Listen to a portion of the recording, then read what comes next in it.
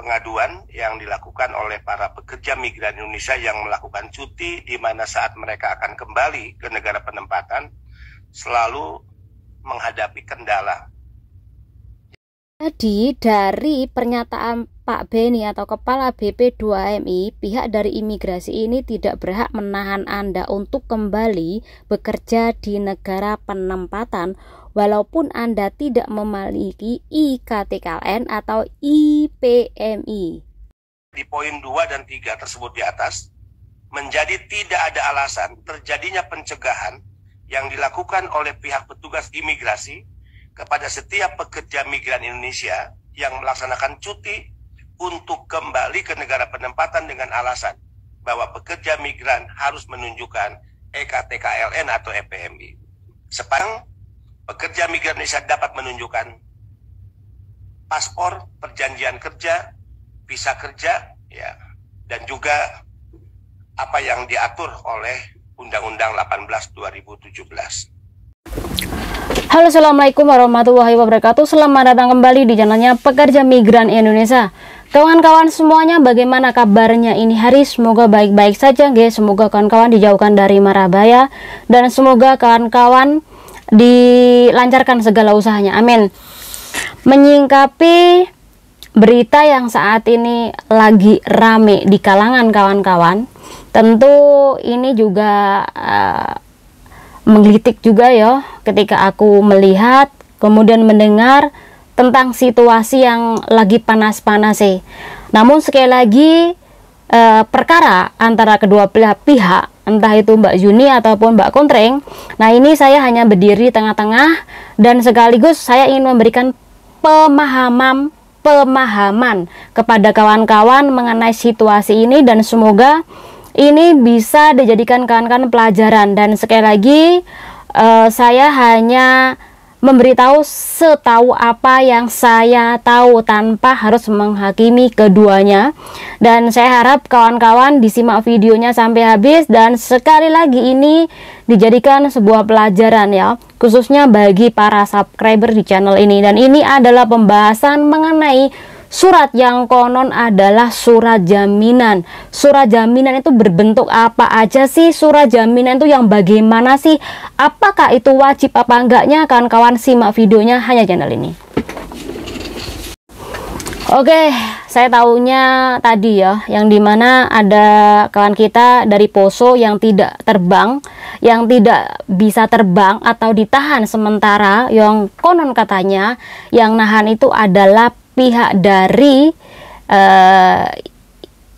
bandara, bukan bandara, pihak dari maskapai Garuda ya.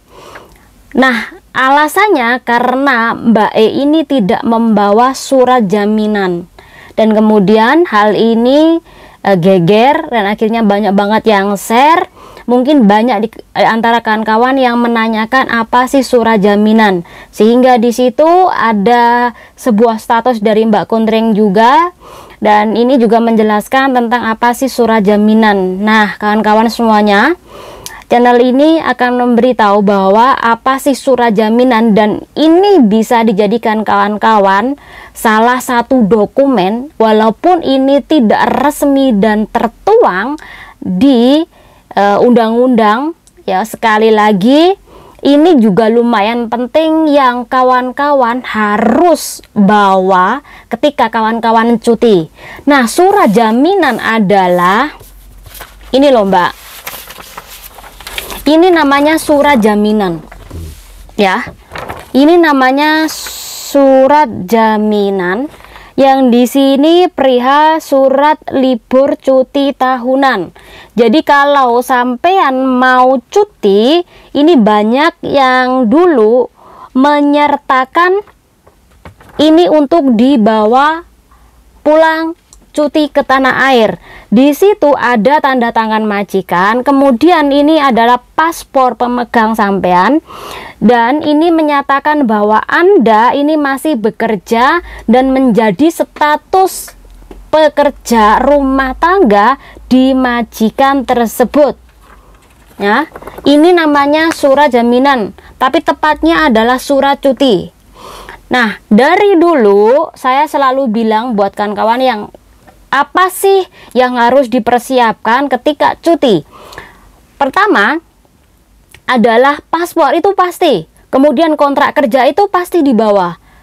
Dan yang ketiga adalah Hong Kong ID, itu pasti. Karena apa? Nanti kamu ditanyakan ketika memasuki Hong Kong. Ya, jadi jangan lupa bawa Hong Kong ID, paspor, kontrak kerja.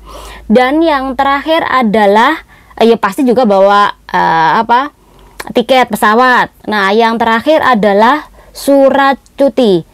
Sewaktu-waktu, entah itu petugas maskapai atau imigrasi, ini kadang-kala menanyakan yang namanya surat cuti, surat jaminan yang dimana Anda ini masih bekerja di majikan tersebut dan Anda ini masih memiliki majikan yang sama dengan tanda tangan majikan Anda dan beberapa dokumen lainnya yang sudah ditulis di surat cuti tersebut. Ya, jadi sejak dulu channel ini selalu memberitahu kalau ada orang yang bertanya ya, bawa apa aja kalau cuti. Nah, saya selalu bilang bawa surat jaminan. Nah, kemudian dengan berjalannya waktu ada yang tidak ditanyakan dan saat ini ada yang ditanyakan. Jadi penting banget yang namanya surat jaminan. Anda bisa nulis pakai tangan atau majikan Anda bisa ngeprint. Anda juga bisa minta agensi. Banyak agensi juga memiliki yang namanya surat jaminan. Nah, itu salah satu dokumen yang harus Anda persiapkan. Wajib apa enggaknya itu dokumen penunjang Anda, memberitahu kepada maskapai ataupun pihak dari imigrasi bahwa Anda sedang cuti di majikan yang sama. Nggih. Mungkin dari ini Mbak-mbak paham. Jadi kalau tidak tertuang, ya jelas tidak tertuang, tetapi ada memang pihak yang menanyakan ya. Jadi jangan gontok-gontokan di kolom komentar ataupun apapun itu. Yang salah siapa? Nah, saya tidak tahu yang salah siapa. Ya, intinya mungkin pihak dari agensi tidak memberitahu atau mungkin mbaknya itu yang tidak tahu dan tidak menanyakan. Yang penting dia cuti dan pulang. Ya, ini hasilnya. Jadi di tempat aku tidak hanya masalah surat cuti, namun aku juga punya selembaran tentang penolakan KTKLN. Nah, penolakan KTKLN ini ada dua, yang dimana ini tahun 2013 dan 2017. Ini ada surat penolakan KTKLN. Jadi kalau ada yang menanyakan pihak imigrasi ataupun dari pihak maskapai tentang KTKLN, kan sudah ada surat penolakan tentang KTKLN yang dimana ini langsung ditulis dikeluarkan oleh BP2MI dan juga Kementerian Tenaga Kerja. Kemudian ini juga ada surat dari KJRI tentang masalah dokumen yang ditahan oleh agensi. Jadi banyak banget surat-suratnya, dan kawan-kawan kalau butuh bisa minta organisasi di lapangan atau mungkin organisasi di jembatan. Ini juga banyak banget ya organisasi yang tersebar di beberapa tempat KOSWB. Ataupun kawan-kawan bisa minta, nanti tak fotokan, kemudian kawan-kawan bisa ngeprint. Jadi intinya persiapkan dulu ketika sampean cuti. Sewaktu-waktu kalau ada yang menanyakan, kawan-kawan sudah punya. Nah, kalau kawan sudah lama kerja di Hong Kong, pasti tahu apa yang namanya surat cuti tersebut. Nah, ini memang tidak wajib, tetapi disarankan untuk memberitahu pada orang atau penjabat atau kayak maskapai ataupun imigrasi bahwa Anda ini cuti di majikan yang sama dan bakal kembali dengan majikan yang sama pula. Nah, itu jadi kawan-kawan, sekali lagi kalau geger di sosial media lainnya lah, jadi tolong untuk dicerna juga tentang pembahasan apapun itu. Siapapun yang membuat penjelasan, siapapun yang membahas ini, kalau penting ya dengarkan, kalau nggak penting skip aja ya. Jadi kawan-kawan, semoga dengan penjelasan ini bermanfaat buat kawan-kawan semuanya. Nah, kawan-kawan, tengok video yang depan tadi, jelas sudah Pak Beni bilang bahwa KTKLN ini juga tidak resmi dan Anda ini tidak perlu membuat KTKLN, IKTKLN.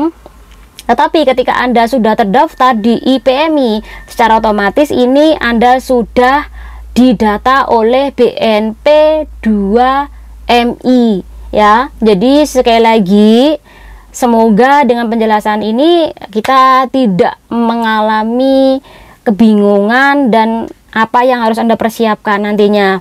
Nah, kawan-kawan juga harus ingat ya, ingat di patokannya ya, bahwa yang namanya BP2MI atau Badan Penempatan Perlindungan Pekerja Migran Indonesia itu adalah lembaga non kementerian. Jadi ini ditunjuk langsung oleh presiden ya. Beda lagi kalau imigrasi ya. Sekali lagi kawan-kawan harus paham bagaimana tentang tingkatannya berhak. Ini bisa diajukan banding, ya. Nah, dari sini semoga kawan-kawan paham, tidak perlu saya katakan secara detail lah ya. Oke, channel ini Duri semoga bisa menjawab kebingungan kawan-kawan. Semoga bermanfaat. Wassalamualaikum warahmatullahi wabarakatuh. Bye bye.